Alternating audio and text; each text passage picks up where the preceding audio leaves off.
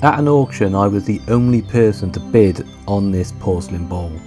I would later go on to discover that it's the lost work of a Japanese master potter, whose only other works are found in museums.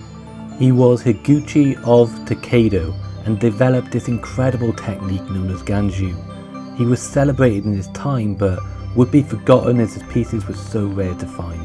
This is both his story and the one of how one of his bowls ended up in my hands. Here is the auction listing as I saw it beforehand, and as you can see there's plenty of photos, an estimate of £40 to £60 and a single line of description. And when I started to look at every photo I was quite struck by how amazing and unusual this bowl was. See, the form was so balanced, the walls impossibly thin. The translucent effect and the decoration were unlike anything I'd ever seen.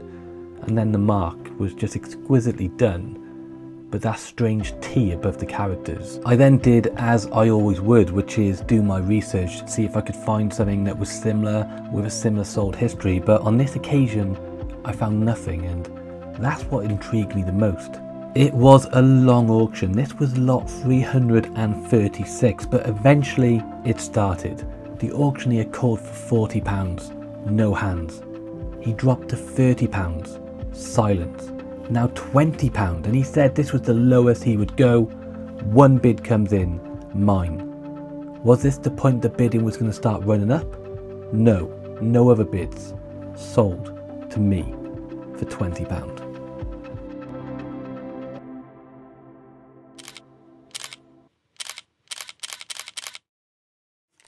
Once I got the bowl home, I knew that I had to get straight down to research, and the key was the mark on the base, getting that translated. So I reached out to a Japanese pottery group for help. The reply I received swung open the doors. I was told that the mark reads by Teikado Higuchi, and this set me on the trail to be able to find more and more information.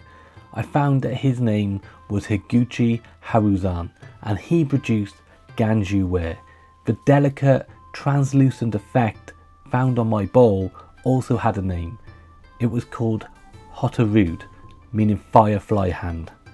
By carving patterns into the porcelain, filling them with glaze and then firing them until they became windows of light, Higuchi elevated an already rare technique to a new level of refinement. And one source quoted at the Tokyo National Museum describes it plainly. Higuchi obtained a patent for Ganju ware in 1887, and his works were praised as more exquisite than Meiji-era Hotarude. Few pieces have survived. In 1893 he exhibited at the World's Fair in Chicago, where his porcelain gained national and international recognition. An article in the East Asian History by Judith Snodgrass shows the Western interest in his works and includes photographs of Higuchi and his assistants at work, and they described his creations as more elaborate and more imposing than anything produced by modern Chinese kilns. Today, the Tokyo National Museum still holds the tea service shown at the fair, and in 2015, 14 surviving pieces were donated to Tokyo City Museum by his great-grandchildren, and one of the bowls has a striking resemblance to the bowl that I bought. But this masterful kiln was short-lived. The works were incredibly delicate, extraordinarily difficult to achieve, and so few survived. Higuchi is still honoured in small circles, but his name has faded. Many collectors today barely know he existed.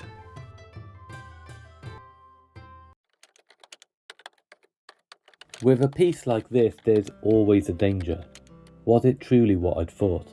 Could it be an elaborate fake? I needed someone who knew this world inside out, an expert eye that could cut through any doubt. So I turned to a world-leading authority on Asian art.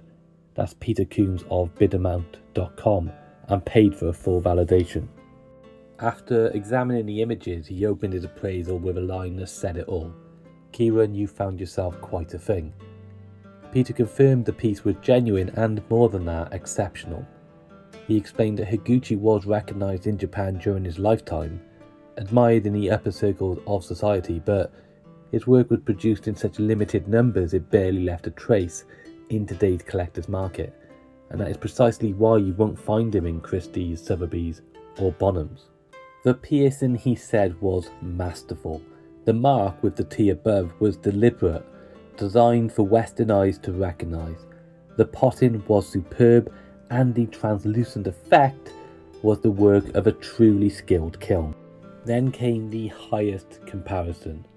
This, as a piece of pottery, competes with the very best of the Nabeshima workshops. Not the general Arita ones, but the real Nabeshima kilns that made porcelain for the Japanese imperial family. And what makes Peter's words resonate even more is discovering how Higuchi is remembered in Japan itself. I found a YouTube video of a television feature on Ganju. They tell the story of the kiln and show the actual award won at the 1893 Chicago World Fair. It tells us that the yield was so poor, pieces were considered luxury wares. No record of the processes were left behind, and later generations considered Ganju a lost art, impossible to reproduce. They call it a phantom ceramic, a shooting star of Japanese porcelain, dazzling, rare and gone before most collectors even knew it existed.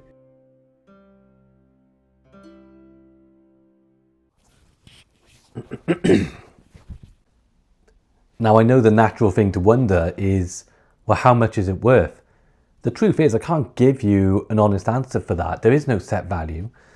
There's nothing to compare it to. It's going to be ultimately open to interpretation and open to offers.